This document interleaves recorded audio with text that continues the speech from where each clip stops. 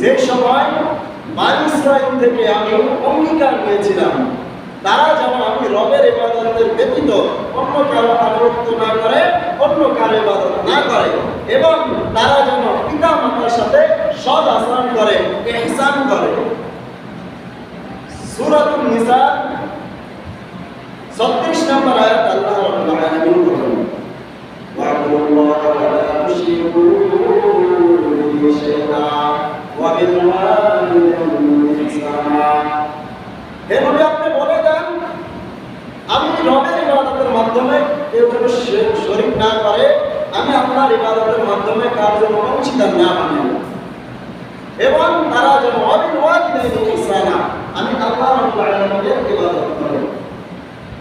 সূরা আনআমের 151 নম্বর আয়াত আল্লাহ বলেন, কুল আকুমা ইলাইকা মিন রাব্বিক, কুল আকুমা ইলাইকা, তারা যেন ও নবী আপনি বলে দেন, আপনি তাদেরকে তেলাওয়াত করে শুনিয়ে দেন, তারা যেন আমি রবের সাথে কাউকে অংশীদার না করে, ওয়াবিল ওয়ালিদাইনি ইহসানা, এবং তারা যেন তাদের পিতা মাতার সাথে নাফরমানি না করে। আল্লাহ রাব্বুল আলামিন বলেন, হে নবী আপনি প্রত্যেককে তেলাওয়াত করে শুনিয়ে দেন, তারা যেন হারাম কাজ থেকে দূরে থাকে। হারাম কাজ লা তা'বুদুনা ইল্লাল্লাহ, আমি আল্লাহর সাথে কাউকে শরীক করে এটা হারাম। ওয়া বিল ওয়ালিদাইনি ইহসানা, পিতা মাতার নাফরমানি করে এটাও হারাম। আল্লাহ বলছে, হে নবী আপনি বলে দেন তারা যেন হারাম কাজ না করে। এক নম্বর, আল্লাহর ইবাদতের সাথে কাউকে অংশীদার না করে। দুই নম্বর, পিতা মাতার সাথে তারা যেন সুন্দর আচরণ করে, সৎ আচরণ করে, তারা যেন পিতা মাতার সাথে নাফরমানি না করে। এই দুইটা জিনিসকে আল্লাহ রাব্বুল আলামিন হারাম করেছেন। সূরা বনী ইসরাঈলের 23 নম্বর আয়াত আল্লাহ বলেন, ওয়া রাব্বুকা আল্লা তা'বুদু ইল্লা ইয়্যাহু ওয়া বিল ওয়ালিদাইনি ইহসানা। এবার আল্লাহ রাব্বুল আলামিন চূড়ান্ত ফয়সালা দিয়ে দিয়েছেন, ওয়া রাব্বুকা, তারা যেন আমার ইবাদত করে, লা তা'বুদুনা ইল্লাল্লাহ, এই ইবাদতের ভিতরে কাউকে অংশীদার না করে, কাউকে শরীক না করে, ওয়া বিল ওয়ালিদাইনি ইহসানা, তারা যেন পিতা মাতার সাথে সৎ আচরণ করে, ইহসান করে। এবার আসুন ইহসান কাকে বলে? ইহসান মানে দেওয়ার বেলা বেশি দেওয়া, নেওয়ার বেলা কম নেওয়া, এর নাম ইহসান। আর ইনসাফ বলা হয় দেওয়ার বেলা সমান দেওয়া, নেওয়ার বেলা সমান নেওয়া, এর নাম ইনসাফ। আল্লাহ রাব্বুল আলামিন বলেন, মা বাবার সাথে ইনসাফ চলবে না, মা বাবার সাথে ইহসান করা হবে। সবসময় সৎ আচরণ করতে হবে, সবসময় তাদের সাথে সৎ আচরণ করতে হবে, তাদের সাথে নরম মেজাজে কথা বলতে হবে। ইম্মা ইয়াবলুগান্না ইনদাকাল কিবারা আহাদুহুমা আও কিলাহুমা ফালা তাকুল্লাহুমা উফফিন ওয়া লা তানহারহুমা ওয়া কুল লাহুমা কাওলান কারীমা। আল্লাহ রাব্বুল আলামিন বলেন, পিতা মাতার সাথে নরমভাবে কথা বলো, তাদের সাথে সুন্দর ব্যবহারে কথা বলো, তাদের সাথে সুন্দর আচরণ করো, তাদের সাথে গরম মেজাজ দেখাও না।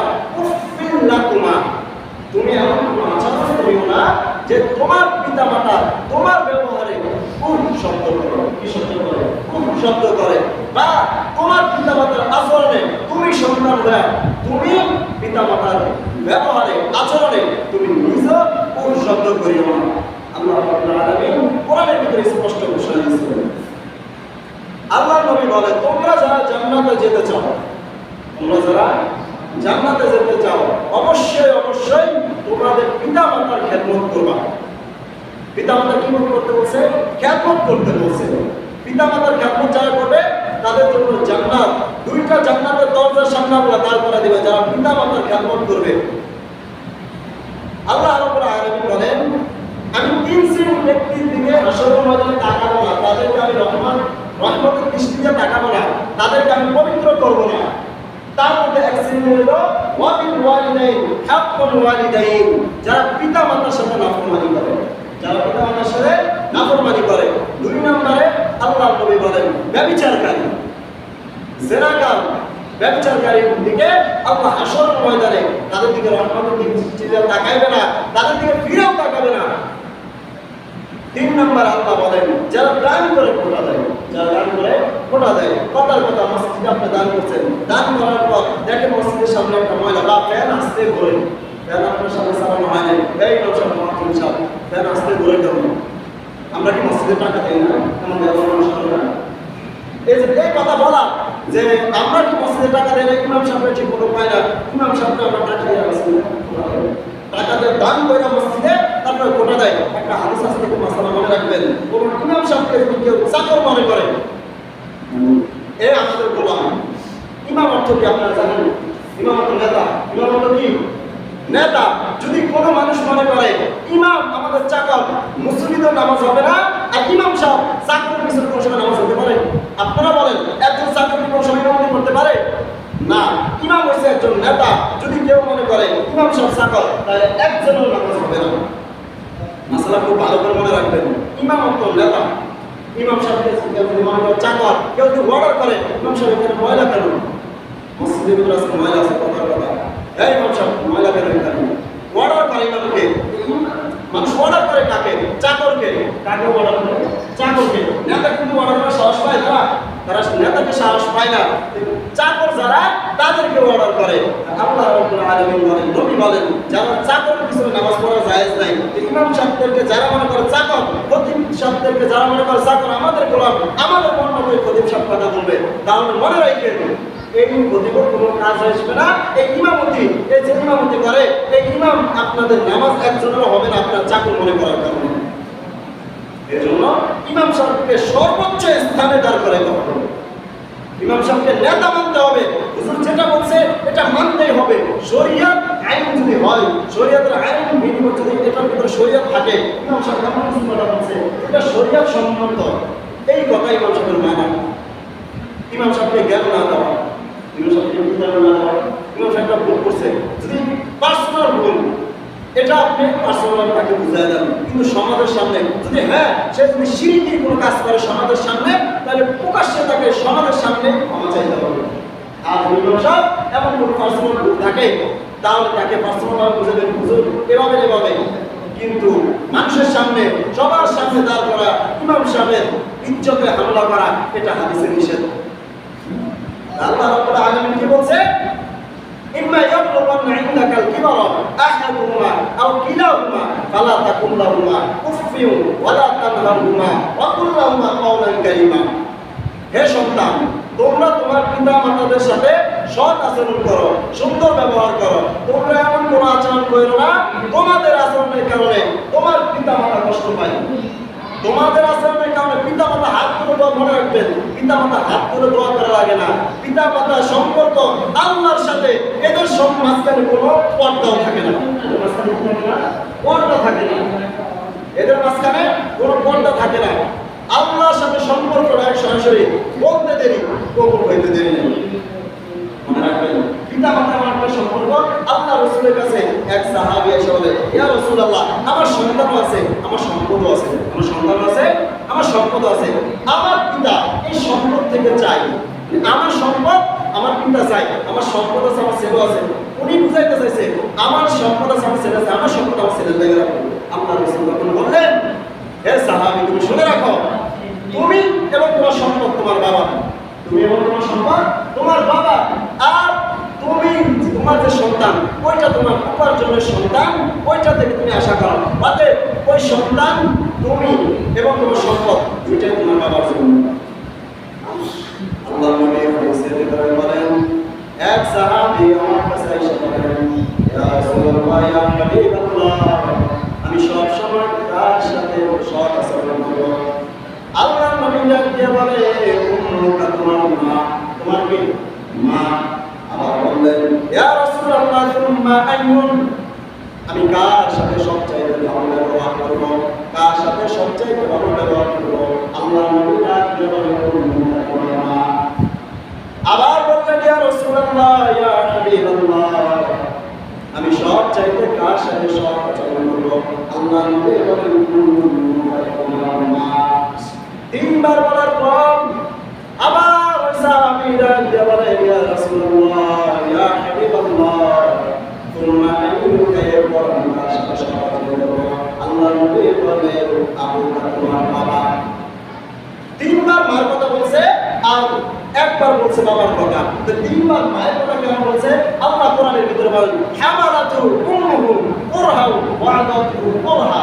মা এমন 3টা কষ্ট সহ্য করে যেটা বাবা সহ্য করে না।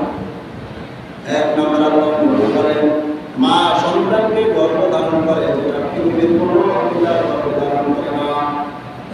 মা 10 মাস 10 দিন এই সন্তানকে গর্ভধারণ করে, কষ্ট করে, খাইতে পারে না, ঠিক মতো ঘুমাইতে পারে না, এক পাশে ঘুমাইতে পারে না, এক পাশে ঘুমাইলে আবার অন্য পাশে হইতে পারে কষ্ট হয়, চলাফেরা করতে পারে কষ্ট হয়, মন চাইলে যা মন চাই তা করতে পারে না। 1-2 দিন নয় বরঞ্চ 10টা মাস সন্তান মায়ের গর্ভে থাকে।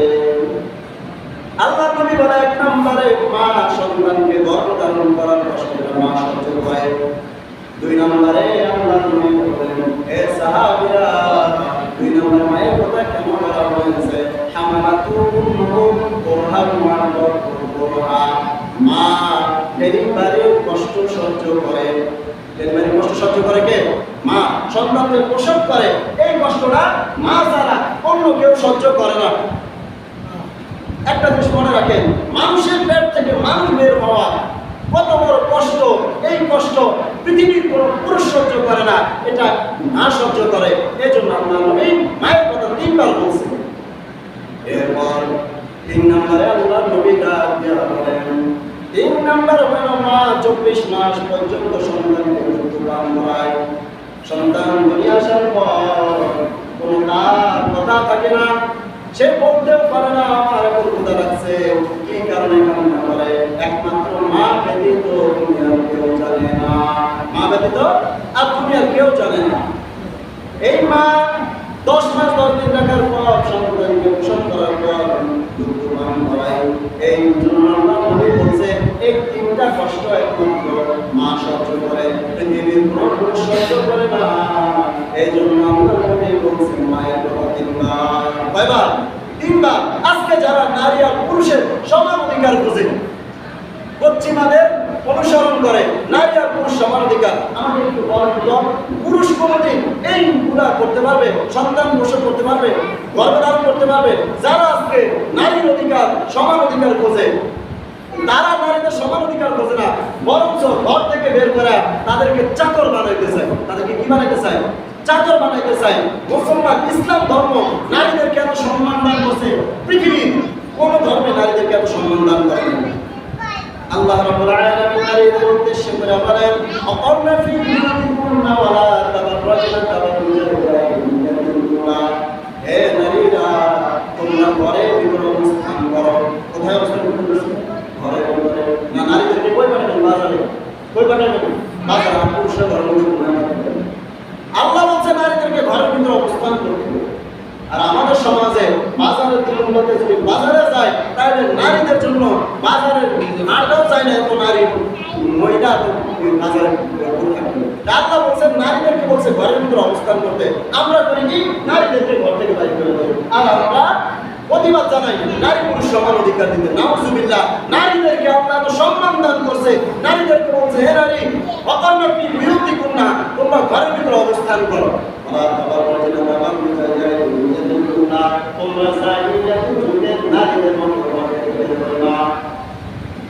অর্থাৎ তোমরা অত্যন্ত পোশাক পরে ঘর থেকে বের হয়ে না।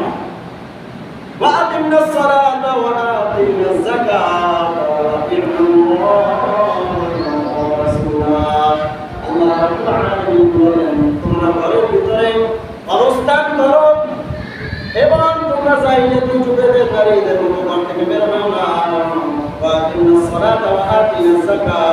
তোমরা সময় মতো নামাজ আদায় করো এবং তোমাদের যখন যাকাত খরচ হয় তোমরা তখন যাকাত আদায় করে দাও।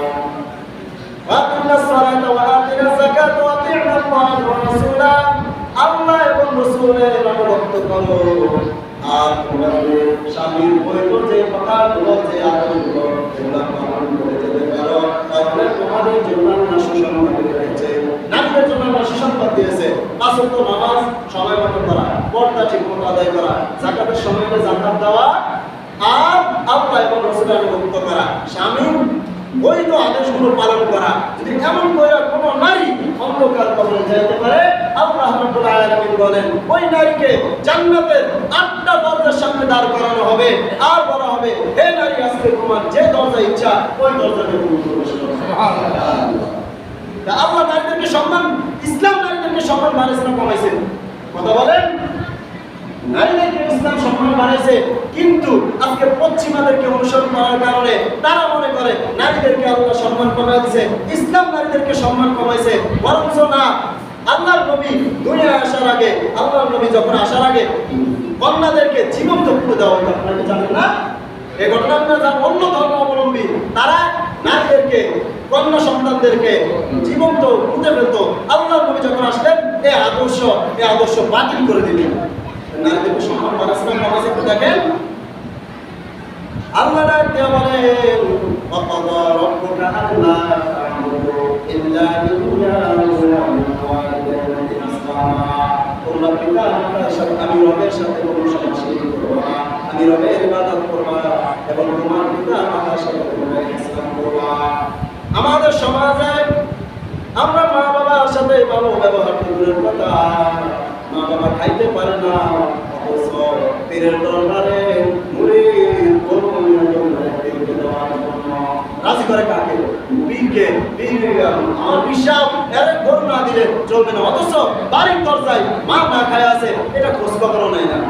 মনে রাখবেন, আপনি যদি কোনো মুসিবতে পড়েন, কোনো প্রেশারিতে পড়েন, মায়ের কাছে যা কোটি কোটি টাকা দেওয়ার প্রয়োজন নাই, লাখ লাখ টাকা দেওয়ার প্রয়োজন নাই, শুধু কিছু ফল ফ্রুট নিয়ে মায়ের সাথে দেখা করেন আর মার কাছে বলেন আপনার সমস্যার কথা। বলতে দেরি, মা দোয়া করতে দেরি, আল্লাহর কাছে কবুল হইতে দেরি নেই। বিশ্বাসের কাছে দৌড়ান লাগবে না। ওই বিশ্বাস বলবে তুমি ছাগল নিয়ে আসছো, গত সপ্তাহে আমার কাছে তুমি বলবে না, সে ভাববে যত বড়টা তার কাছে আসে। কিন্তু মা কোনোদিন ভাববে না আমার সন্তান আমার জন্য অনেক কিছু আমি কোটি কোটি টাকা খরচ করবো, মা সব সময় চায় আমার সন্তান যেন আমার কাছে থাকে, আমার হায়াত দেব। মায়ের বদয়া নিলে কি হয়? আল্লাহর নবী সাহাবায়ে কেরামদেরকে বললেন, এক যুগে একজন আবেদ ছিল যে সব সময় আল্লাহর ইবাদত করত, সব সময় কি করত? আল্লাহর ইবাদতে সব সময় লেগে থাকতো। ইবাদত নামাজ পড়তেছিলেন, তার নাম ছিল জুবাইস। হাদিসের ভিতরে আসছে তার নাম হলো জুবাইস। ওই জুবাইস নামাজরত অবস্থায় তার খানকার ভিতরে আবেদ, মানে আগে আপনাদেরকে বলি, আবেদ অর্থ হচ্ছে ইবাদতকারী, সবসময় আল্লাহর ইবাদত করতো। আবেদ অর্থ কি? ইবাদত করে। আর আলেম অর্থ জ্ঞানী। আলেম অর্থ কি? জ্ঞানী। আবেদ অর্থ ইবাদতকারী। ওই আবেদ খানকার ভিতরে ইবাদত করতেছিলেন। আবেদের মা জুবাইসের মা এসে ডাকতে বলেন, ও সন্তান জুবাইস, আমি তোমাকে একটু দেখতে চাই। জুবাইস তখন নামাজ অবস্থায় ছিল। কি অবস্থায় ছিল? নামাজ অবস্থায় ছিল। খেয়াল করেন মা বাবার খাদমত কতটা করা দরকার। জুবাইস তখন নামাজরত অবস্থায় ছিল। প্রথম দিন আসার পর মা ডাক দেওয়ার পর জুবাইসের কোনো সাড়া না পেয়ে মা চলে যায়। দ্বিতীয় দিন আবার আসলেন, ঠান্ডা দরজা ঢোকা দেয়, সন্তান জুবাইস, আমি মা এসেছি, আমি মা সন্তানকে দেখতে চাই, আমি মা তোমাকে একটু দেখতে চাই। ভাগ্যক্রমে ওই জুবাইস তখন নামাজ অবস্থায় ছিল। নামাজ অবস্থায় থাকা অবস্থায় তিনি সারা দেন না। দ্বিতীয় দিন যখন আবার আসলেন মা এসে বলল, সন্তান, আমি মা দুইবার আসলাম, আজকে তিনবার, তোমার কোনো সাড়া পাই না, তুমি সন্তানকে আমি মায়ের চেহারা দেখতে চাও না। মা সঙ্গে সঙ্গে বলতে দিল, হে আল্লাহ, আমার সন্তানকে কোনো প্রতিজ্ঞা নয়, নারীর অপবাদ না, অপবাদ মায়েরটা বদ্ধ দিয়ে ফেলল। সঙ্গে সঙ্গে আল্লাহর আদেশে কবুল হয়ে গেছে। ওই খানকায় ছিল একজন রাখাল। ওই রাখালের সঙ্গে একজন প্রতিকারয় নারীর সাথে সম্পর্ক ছিল। এক সময় তারা মিলিত হয়েছিল, অবৈধ কাজ করে তাদের ওই সন্তান জন্ম নেওয়ার পর এবার রাখালের কাছে আসলেন, আইসা বলল, রাখাল, তোমার সন্তান আমার গর্ভে, আমি এখন সমাজে কি বলবো? রাখাল ডাক দিয়ে বলে, সন্তান, তুমি আমার নাম বলবা না, মানুষের দিয়ে কিনে বললাম আমার মা যদি বলো তোমাকে মাইরা ফেলাই অতএব তুমি ওই সূরা ইসরাঈল আল্লাহর নাম বলো যাকে সবাই মানে, কারণ একে সবাই মানে শুনতে এরকম একজন বুজুর্গ এর বিরুদ্ধে একটা অপবাদ আইলে অতটা কঠোর হবে না। নারী এবার ওই প্রতিদানা নারী এলাকায় সবার ভিতরে ছড়ায় দেয় আমার গর্বের ভিতরে যে সন্তান যাকে বুজুর্গ বলতেছ তার মতো ভালো জমিনে কেউ নাই, ওই বুজুর্গ সন্তান মিথ্যা একটা অপবাদ দেওয়া দিয়েছে। এবার এলাকার মানুষ জুরাইজের কাছে আসলেন, আয়েশা বলে ওই সন্তান তোমার জুরাইজ বললেন না। কিছুদিন যাওয়ার পর সন্তান যখন ভূমিষ্ঠ হল, সন্তান ভূমিষ্ঠ হওয়ার পর এলাকার মানুষ একটা বিচার বসাইলেন, এর ভিতরে জুরাইজকে এলাকার মানুষ মিলে ইচ্ছা রকম পিটাইছে। এলাকার মানুষ মিলে কি করছে? ইচ্ছা রকম গলার তোলা দিছে, জেনা করার অপরাধ। এবার সন্তান যখন থেকে ভূমিষ্ঠ হয়েছে, জুরাইজের এক পর্যায়ে তার খানটাও ভেঙে চলে গেছে। এবার সন্তান ভূমিষ্ঠ হওয়ার পর ওই সন্তান নিয়ে সবাই মিলে একটা আসর বসাইল। ওই আসরের ভিতরে জুরাইজকে বললো এই সন্তান কার? জুরাইজ বলে সন্তান আমার না, বলে প্রমাণ দাও। ডান হাতে শাহাদাত আনবিয়া। ওই সন্তানের পেটের ভিতরে যখন আঘাত করে সন্তানটা কি আমাদের আমার সম্পর্ক এই জুরাইজের সাথে না, আমার জন্ম ভিত্তিক পরিচয় হলো ওই রাখাল ওই মামা বাবা। এক পর্যায়ে এলাকার মানুষ জুরাইজের হাতে পায়ে ধরে মাপ চায়, কারণ জুরাইজের গায়ে আঘাত করা হয়েছে, জুরাইজকে মারা হয়েছে। ওই বড় আল্লাহ রাসূল বড় বুজুর্গ ছিল, বড় আবেদ ছিল, সবসময় আল্লাহ ভুল হয়ে গেছে, পায়ে ধরে ক্ষমা চায়। আপনার খানকা আপনার নষ্ট করছে, ভাগ্য ফলাইছে, প্রয়োজনে স্বর্ণের খানকা আপনাকে তৈরি করে দেবো। আজকে আমার এই অপরাধের কারণ, আজকে আমি এখানে থাকার কারণ, আজকে কিন্তু অপরাধ আমার আমি আমার মায়ের ডাকে সারা নাই। আমার মা ছিল, আমি তখন নামাজরত অবস্থায় ছিলাম, আমার মা ছিল, আমার পিতা ছিল, ওই মায়ের ডাকে সারা দিন আমি নামাজ ছিলাম। আমার মা বর্তমান দিয়েছে, আমার মায়ের বর্তমান কারণে আজকে এই অবস্থা। তার মানে বুঝলেন কি? আল্লাহর নবী বলেন একজন আবেদের চাইতে শত শত আবেদের চাইতে একজন আলেমের সবচেয়ে দাম বেশি। আচ্ছা আপনাদেরকে একটা প্রশ্ন করি, এখান থেকে ধরেন একটা সাপ চাইতেছে আপনার সামনে, আপনি চেষ্টা দিলে আপনাকে সাপে আঘাত করবে, এখন আপনি কি নামাজ চাইবেন না সাপে মারবেন? কি করবেন আপনারা? কেউ তো করা বলতে পারবেন না, কারণ কোরআনে এটা আপনাদের ভিতরে নাই। নামাজ ছেড়ে সাপ মারা দরকার, নামাজ ছেড়ে কি করবেন? সাপ মারা দরকার, কারণ এই সাপ আপনি চেষ্টা করে আপনাকে ধ্বংস করতে পারে, আপনাকে না হলে আরেকজন করতে পারে। আপনি নামাজ ছেড়ে তখন ওই সাপকে মারবেন। এটা হচ্ছে কোরআনের এলেম, এটা হচ্ছে কি এলেম? এলেম থাকার কারণে আজকে জুরাইজের এলেম না থাকার কারণে মা ডাকার পরেও তারপরও ওই জুরাইজ মায়ের ডাকে সাড়া দেয় নাই। আল্লাহর নবী বলেন আমার মা যদি জীবিত থাকতো আর আমার মা যদি আমাকে ডাকতো, হে জুরাইজ, হে আল্লাহ, হে মুহাম্মদ, আমি তোমাকে ডাকতে আসি, আমি যদি নামাজগত অবস্থায় থাকতাম আমি নামাজ ছেড়ে দিয়ে মায়ের কথায় সাড়া দিতাম। সুবহানাল্লাহ। ভালো করে মনে রাখবেন, এই জন্য আলেম আর ইবাদত আবেদ এক না। আবেদ হচ্ছে এক জিনিস যে সবসময় আল্লাহর ইবাদত করে, কিন্তু কোরআনের এলেম তার কাছে নাই, হাদিসের এলেম তার কাছে নাই। এই জন্য একজন আলেমের সাথে কোন সময় একজন আলেমের তুলনা হয় না, আলেম আলেমে হয়। আল্লাহ নবীর কাছে এক সাহাবী এসে বলেন ইয়া রাসূলুল্লাহ, আল্লাহর কাছে সবচেয়ে উত্তম আমল, আল্লাহর কাছে সবচাইতে উত্তম আমল হলো পাঁচ ওয়াক্ত নামাজ সময় মতো আদায় করা। পাঁচ ওয়াক্ত নামাজ সময় মতো আদায় করা। ওই সাহাবী ডেকে বলে তারপর আল্লাহর কাছে সবচাইতে উত্তম আমল বলেন মা বাবার সাথে সবসময় ভালো ব্যবহার করা। আমার বাবার সাথে সবসময় কি ব্যবহার করতে বলছে? ভালো ব্যবহার করতে, সব আচরণ করতে বলা হয়েছে। কিন্তু আফসোসের বিষয় আমাদের সমাজে এখন বাবা মা যখন বৃদ্ধ হয়ে যায় তার কাছে কেমন করে বোঝা হয়ে যায়, তার কাছে এটা অবহেলার একটা পাত্র হয়ে যায়, আর মনে মনে দোয়া করে আল্লাহ একটু মৃত্যু হইতে পারবে, পুরোপুরি এখন রয়েছে আলহামদুলিল্লাহ। এই মা 10 মাস 10 দিন তোমাকে রেখে গর্ভে রেখে কত কষ্ট করেছে। তুমি যখন ছোট ছিলে তুমি কিছুই বলতে পারতে না, তোমাকে মা বাবা কত কষ্ট করে বড় করেছে। আজকে যাদের সন্তান আছে তারা তো বলছেন একটা সন্তান লালন পালন করতে কত কষ্ট হয়। আপনি যদি আপনার বাবা মাকে অবহেলা করেন, মনে রাখবেন আপনিও বাবা হইতেছেন, আপনারও সিরিয়াল আসতেছে, আপনার সন্তানও ঠিক আপনার সাথে এভাবে ব্যবহার করবে। ওমর ফারুক রাদিয়াল্লাহু তাআলা আনহু তাকায় দেখেন এক ব্যক্তি মক্কার ভিতরে তাওয়াফ করতেছে, মাকে কাঁধের ভিতরে নিয়ে অর্থাৎ পিঠের ভিতরে নিয়ে। ওমর ফারুক রাদিয়াল্লাহু তাআলা আনহু খলিফাতুল মুসলিমিন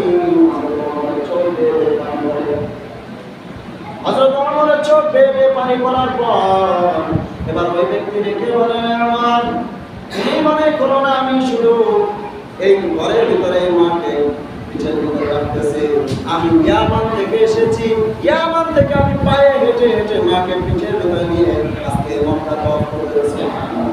এবার ওমরকে ডাক দিয়া বলেন, হে খলিফাতুল মুসলিমিন, আমি যে আমার মাকে নিয়ে এত কষ্ট করতেছি, আমি আমার মায়ের দিক হিসেবে করতে রাখতেছি।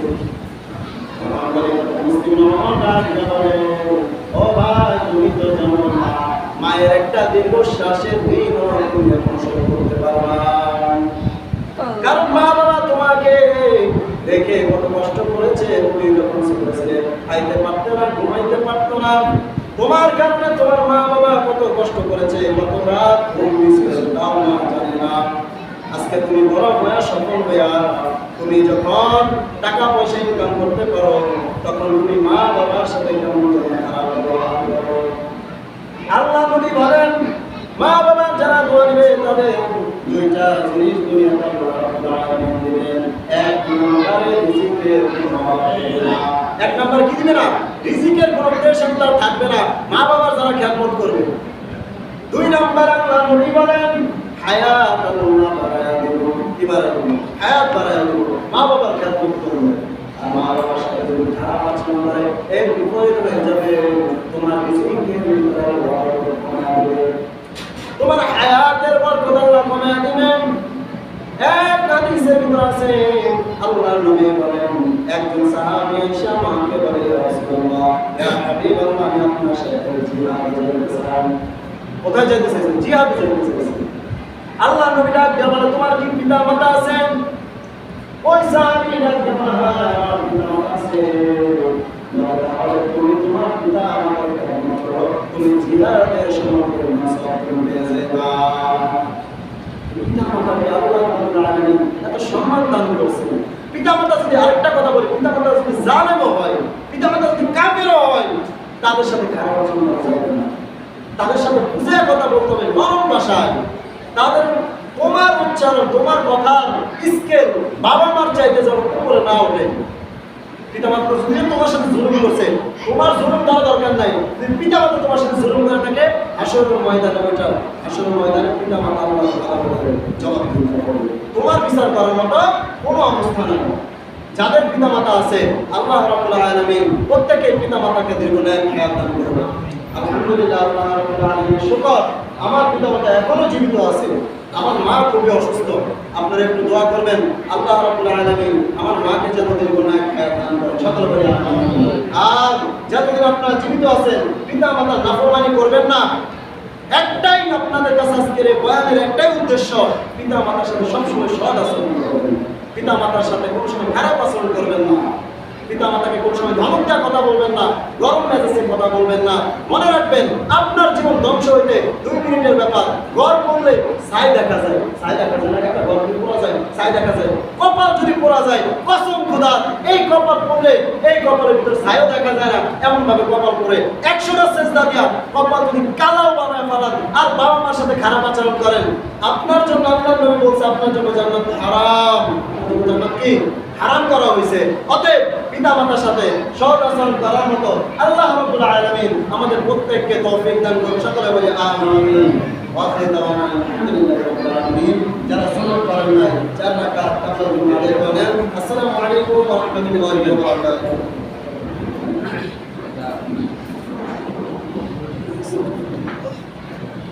করছেন